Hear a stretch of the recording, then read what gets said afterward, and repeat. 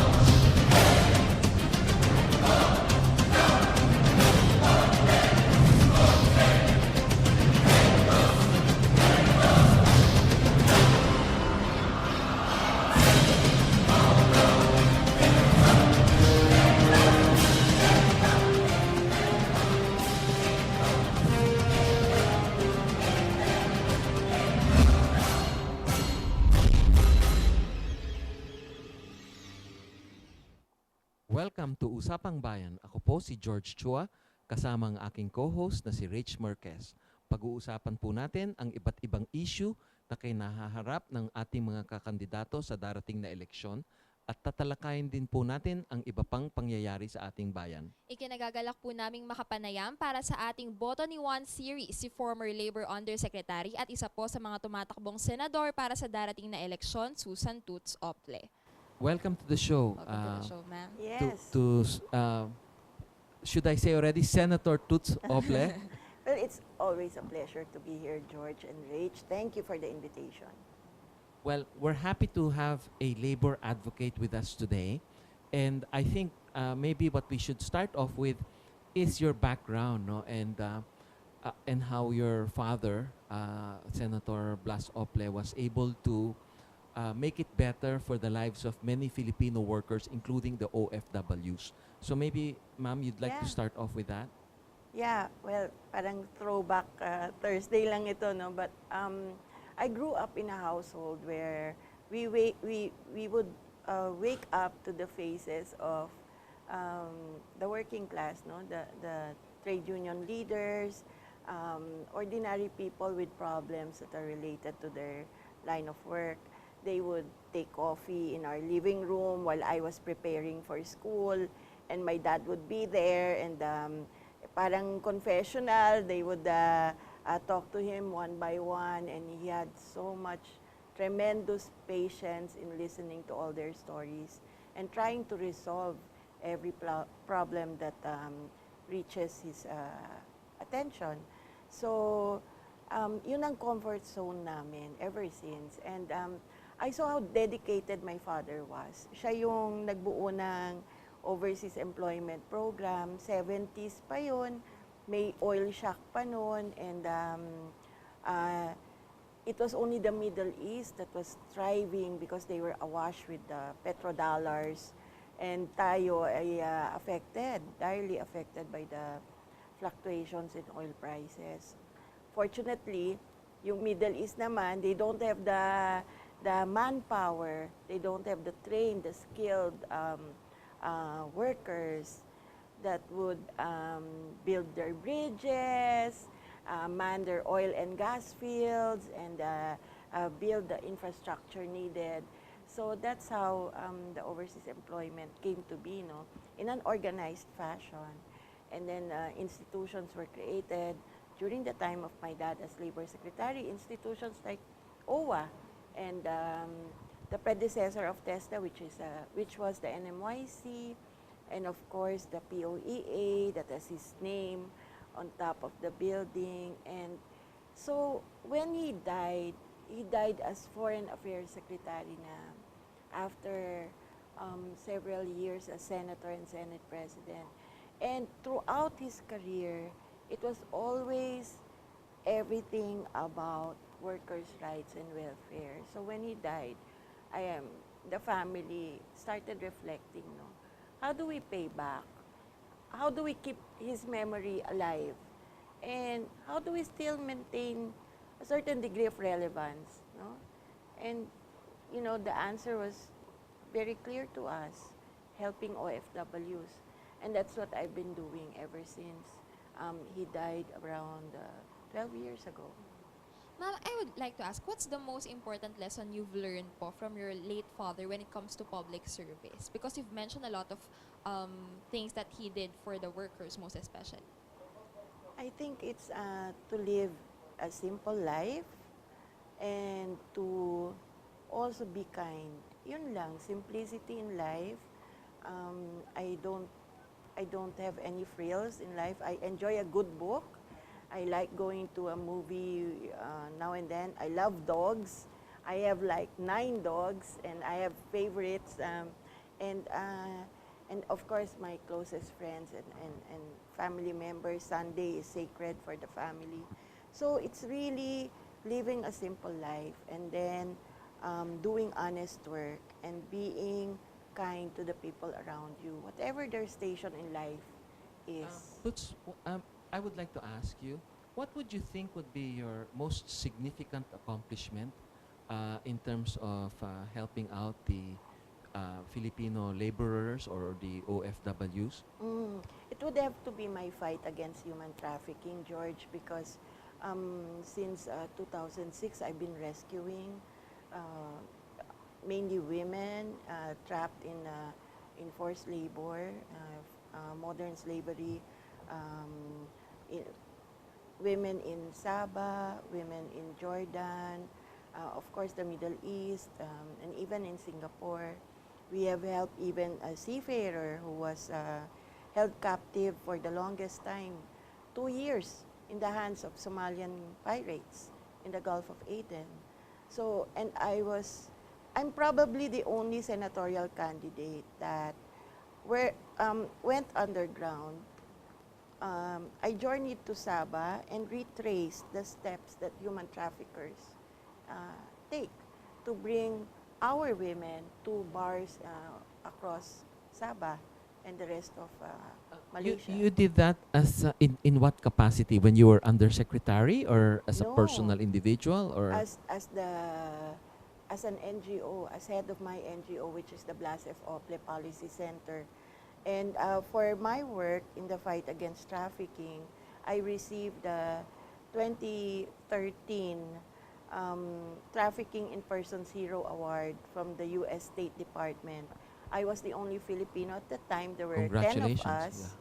Yes, and also in 2010, I was given the Harvard Alumni Achievement Award by my alma mater, which is the Kennedy School of Government, in recognition of the work that I do. Ma'am, you mentioned about Blas Ople Policy Center. Can you tell us more about it? What it is, about that non-profit organization that you have? Yes, we have evolved into a catch basin of all kinds of problems involving our overseas workers and their families. Problems like getting in jail in Dubai because they weren't able to pay their bank loans. Problems like separation of marriages and the stop in sending remittances which affect the children, and eventually they have to stop their schooling. Problems like people on death row for drugs and other crimes. So every day in the Ople Center is like, you don't know what to expect.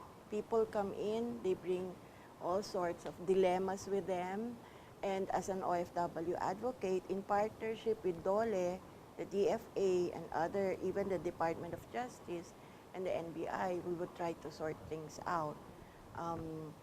Pretty soon, with the help of Google, we're opening our own transition house. I prefer to call it a transition house for distressed OFWs who want to start a new chapter in their lives.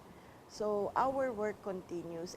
This political journey of mine is just, to my mind, a natural extension of my being an Ople daughter and also being an advocate, because it's the passion that has brought me to the political arena and not the other way around. Ma'am, it's very good to hear that at least we have a champion for the OFW workers. No? But what would you say you can do for the millions of our countrymen who are working here or cannot find work here because we have such a high percentage of both unemployed and underemployed Filipinos? No? Ano ho ba ang pwede nyong gawin para naman sa kanila na sa gayon ay magkaroon naman sila ng disenteng hanap buhay, magkaroon ng trabaho and magkaroon ng pagkakakitaan? Mhm. I think these are also um, quality of life issues.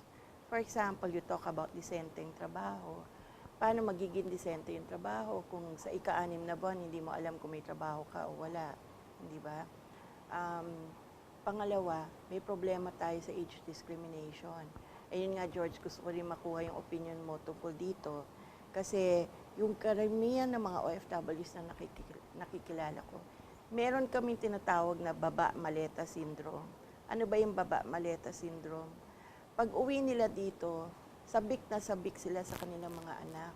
So, ang mindset nila is they want to stay longer.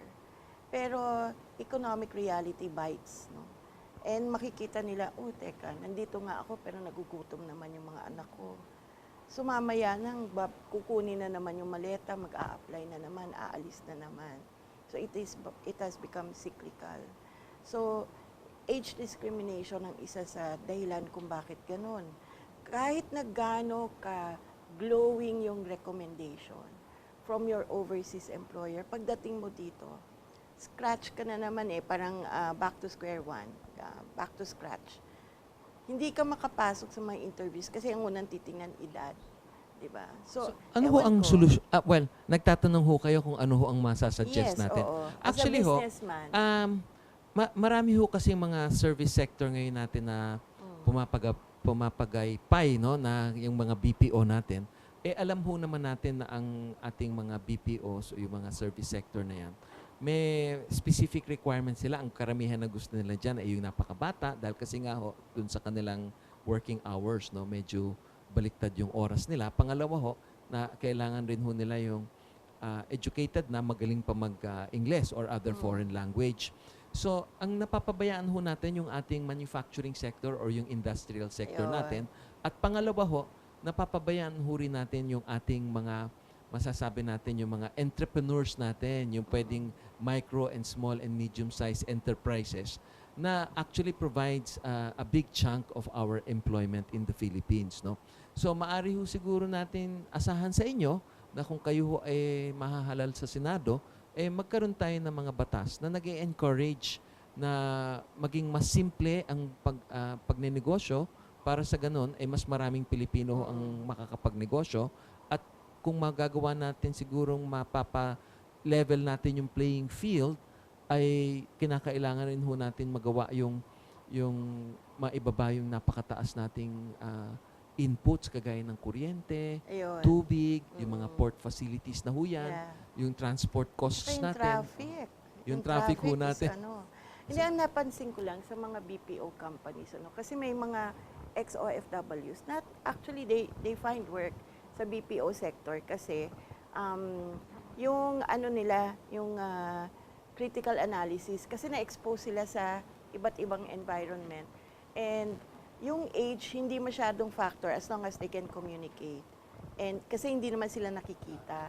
But it's really in the front line services at yung tinatawag kong disposable jobs na one face is the same as the other as long as you fit a certain look or doon but I agree with you, manufacturing is really the way to go.